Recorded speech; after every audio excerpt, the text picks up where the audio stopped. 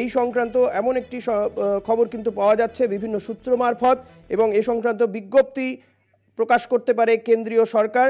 লোকসভা ভোটের আর মাত্র কয়েকদিন বাকি, কারণ আর হয়তো কয়েকদিনের মধ্যেই ঘোষণা হয়ে যাবে নির্বাচনী নির্ঘণ্ট, 2024-এর নির্বাচনী নির্ঘণ্ট ঘোষণা হয়ে যাবে, এবং তার আগেই বিজ্ঞপ্তি জারি করতে চলেছে কেন্দ্রীয় সরকার সংশোধিত নাগরিকত্ব আইনের, এমনটাই গোটা দেশ জুড়ে এই খবর পাওয়া যাচ্ছে বিভিন্ন সূত্র মারফত। গোটা দেশ জুড়েই সেক্ষেত্রে লাগু হয়ে যাবে সংশোধিত নাগরিকত্ব আইন।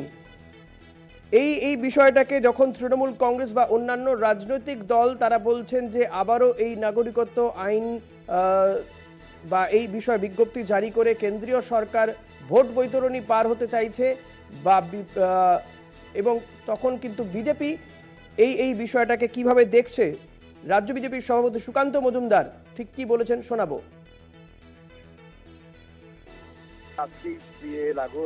এই বিষয়ে যে আজকেই হচ্ছে কিনা আমার এই মুহূর্তে বলা সম্ভব নয়, তবে আমি মাননীয় গৃহমন্ত্রী অমিত শাহজির উপর আমাদের পূর্ণ আস্থা আছে। তো উনি বলেছেন লোকসভা ভোটের আগে সিএ লাগু হবে বলে, মানে সিএ লাগু হবে এবং লোকসভা ভোটের আগেই হবে, এবং এর মাধ্যমে কয়েক লক্ষ উদ্বাস্তুদের এবং লক্ষ কি হলো কোটি সংখ্যায় চলে যাবে, এটা উদ্বাস্তুদের যে সমস্যা সেই সমস্যার সমাধান হবে। এবং তৃণমূল মমতা বন্দ্যোপাধ্যায় যেটা বলছেন সেটা সম্পূর্ণভাবে রাজনীতির অংশ, এর সাথে সত্যের কোনো সম্পর্ক নেই। তার কারণ হচ্ছে ভারতবর্ষের সংবিধান তো দেশটা চলাই, দেশটা মমতা বন্দ্যোপাধ্যায়ের কথাতেও চলবে না, আমার কথাতেও চলবে না। ভারতবর্ষের সংবিধান বলছে ভারতবর্ষের নাগরিক কে হবে কে হবে না এই বিষয়ে সিদ্ধান্ত নেওয়ার অধিকার ভারত সরকারের। ফেডারেল স্ট্রাকচারের মধ্যে এটা বলা আছে যে স্বাভাবিকভাবে ভারত সরকারের আইনসভা অর্থাৎ লোকসভা এবং রাজ্যসভা দুটোতেই সিএ আইন হিসেবে পাশ হয়েছে, এবং তার আগে সেটা কমিটিতেও গেছিল, সেখানে কমিটিতে বিভিন্ন দলের লোকেরা তাদের মতামত দিয়েছে। সম্পূর্ণ ডিউ প্রসেস যাকে বলে ইংরেজিতে, ডিউ প্রসেস কমপ্লিট করে সিএ পাশ হয়েছে, সেটা লাগু হবে। আপনি মানবেন না, রাগ করে দুদিন না খেয়ে থাকুন, কোনো অসুবিধা নেই, কিন্তু তার বাইরে কিছু করতে পারবেন না। ভারতবর্ষের আইন যদি না মানেন তো ভারতবর্ষের সংবিধানকে অস্বীকার করা হবে।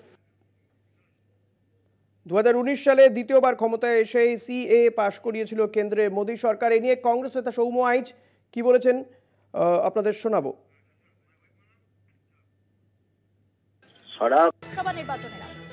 দেখুন, সারা ভারতবর্ষে এই গভর্নমেন্টটা গত 10 বছরে মানুষের দৈনন্দিন জীবন জীবিকা রুটি রুজি রোজগার নিয়ে আলোচনা করেনি।